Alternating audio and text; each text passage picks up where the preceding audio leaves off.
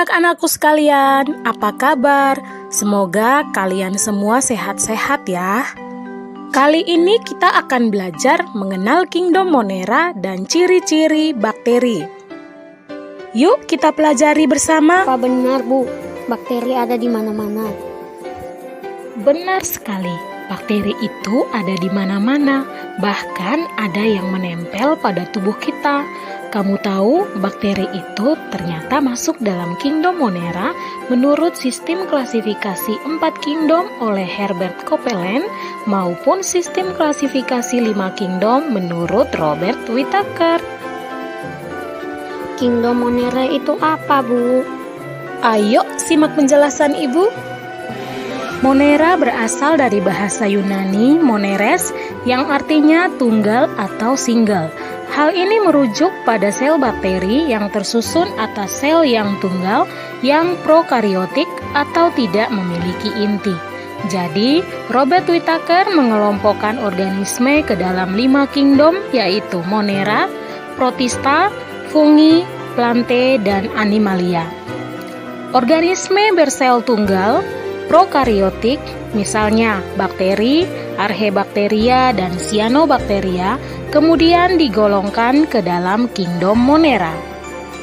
Ciri atau karakteristik utama Kingdom Monera yaitu yang pertama uniseluler atau tersusun atas satu sel saja. Apa kamu masih ingat apa itu sel?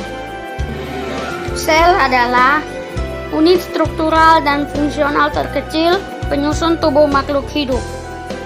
Iya, tepat sekali. Ciri yang berikutnya yaitu prokariotik sehingga organisme ini tidak memiliki inti sel. Yang ketiga, mikroskopis atau berukuran kecil sehingga membutuhkan alat bantu seperti mikroskop untuk mengamatinya. Seiring perkembangan, seorang ahli bernama Carus membagi Kingdom Monera ke dalam 2 kingdom, yaitu Kingdom Archaebacteria dan Eubacteria. Kemudian mengusulkan sistem klasifikasi 6 kingdom. Pembagian ini terjadi karena terdapat perbedaan struktur membran sel serta RNA yang dimiliki oleh keduanya.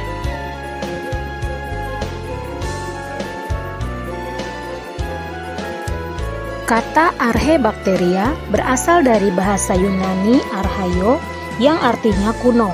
Karena Archaebacteria ditemukan di lingkungan ekstrim seperti lingkungan bersuhu tinggi, lingkungan tanpa oksigen, lingkungan dengan pH rendah sekali atau asam, dan lingkungan ekstrim lainnya yang mirip dengan dugaan kehidupan kuno.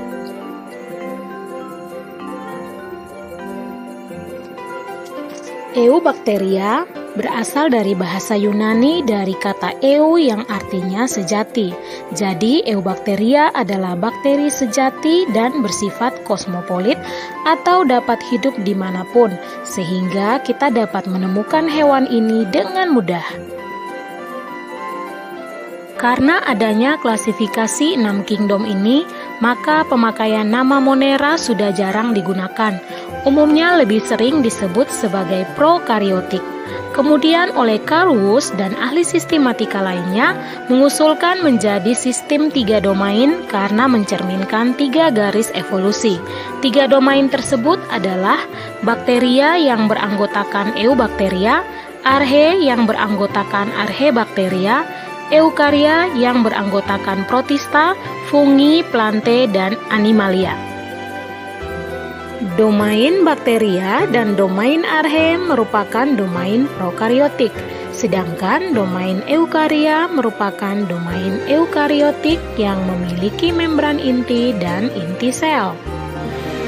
Lalu kenapa domain bakteria dan domain Archaea tidak disatukan saja? Kan sama-sama domain prokariotik. Sudah Ibu jelaskan di awal. Ini karena keduanya memiliki perbedaan sehingga Archaea memiliki garis keturunan evolusi yang terpisah dari bakteria. Aha, ini berarti ciri bakteri secara umum sama seperti ciri Kingdom Monera, yaitu mikroskopis dan uniseluler. Yap. Lalu, Ciri bakteri lainnya apa ya? Bakteri juga tidak memiliki nukleus atau inti sel, sitoskeleton, jumlahnya sangat banyak dan tersebar di tanah, air, maupun bersimbiosis dengan organisme lain. Banyak patogen yang merupakan bakteri, serta bakteri ini bergerak menggunakan flagela yang strukturnya berbeda dengan flagela dari kelompok lain. Ada 8 bagian tubuh bakteri yang harus kamu ketahui fungsinya. Yang pertama, dinding sel yang berfungsi untuk melindungi tubuh bakteri dari lingkungan luar. Bagian ini terbuat dari peptidoglikan yang merupakan polisakarida. Bagian yang kedua adalah membran sel yang tersusun oleh fosfolipid dan protein. Fungsinya antara lain sebagai alat transport elektron dan proton yang dibebaskan saat oksidasi bahan makanan. Bagian selanjutnya yaitu sitoplasma, merupakan cairan sel yang mengandung nutrisi sel. Sitoplasma juga merupakan tempat organel berada. Bakteri dapat melakukan sintesis protein yang berlokasi di ribosom. Bakteri juga memiliki kromosom, yang di dalamnya terdapat DNA yang merupakan materi genetik dengan tugas mewariskan sifat. Bakteri juga memiliki flagel yang berfungsi sebagai alat gerak dan bentuknya seperti cambuk. Jadi untuk bakteri alat geraknya bukan seperti kaki ya. Setelah flagel ada yang namanya pili. Pili adalah tempat menempelnya bakteri pada substrat. Dan bagian yang terakhir namanya kapsul yang berfungsi sebagai tempat pelindung bakteri ketika kondisi lingkungannya kurang menguntungkan. Contoh lingkungan yang kurang menguntungkan bagi bakteri adalah suhu yang terlalu tinggi atau terlalu rendah untuk suhu optimal mereka masing-masing. Yuk kita lihat contoh soalnya berikut ini. Pernyataan yang tepat mengenai Monera adalah A. Tidak memiliki membran inti sel dan bersifat multiseluler. B. Memiliki membran inti sel dan bersifat multiseluler. C. Tidak memiliki membran inti dan bersifat uniseluler. D. Tidak memiliki inti dan bersel banyak. E. Memiliki inti sel dan bersel satu. Yap, ini dia jawaban yang tepat.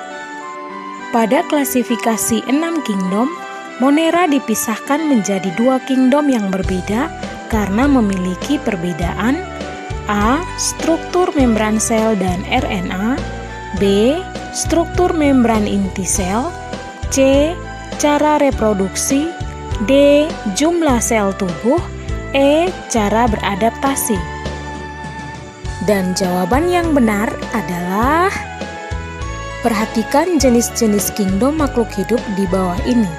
Protista, Eubacteria, Fungi, Plantae, Archaebacteria, Animalia. Kingdom makhluk hidup di atas yang termasuk ke dalam domain Eukarya adalah A.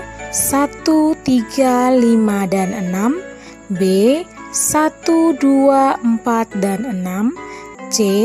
2, 3, 4, dan 6. D. 1, 3, 4, dan 6. E. 2, 3, 5, dan 6. Inilah jawabannya. Fungsi kapsul pada bakteri adalah untuk A. Sebagai sumber makanan. B. Melindungi sel terhadap lingkungan. C. Sebagai alat gerak. D. Sebagai alat untuk melekat. Dan E. Untuk proses fotosintesis. Dan jawaban yang tepat adalah oke, sekian penjelasan dari Ibu. Semoga kamu dapat memahaminya ya. Jangan lupa tetap semangat belajar dari rumah.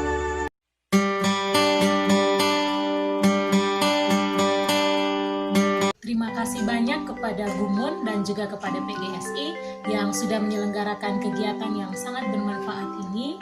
Terima Terima kasih banyak kepada Bapak Ibu instruktur yang sudah berbagi ilmunya dengan kami. Kami sudah belajar bagaimana mengelola pembelajaran jarak jauh. Kemudian kami juga sudah belajar bagaimana membuat video pembelajaran yang baik dan menarik. Terima kasih banyak, semoga apa yang sudah kami pelajari boleh kami gunakan untuk mengembangkan pembelajaran yang lebih baik lagi ke depannya. Sampai jumpa, nantikan video-video berikutnya.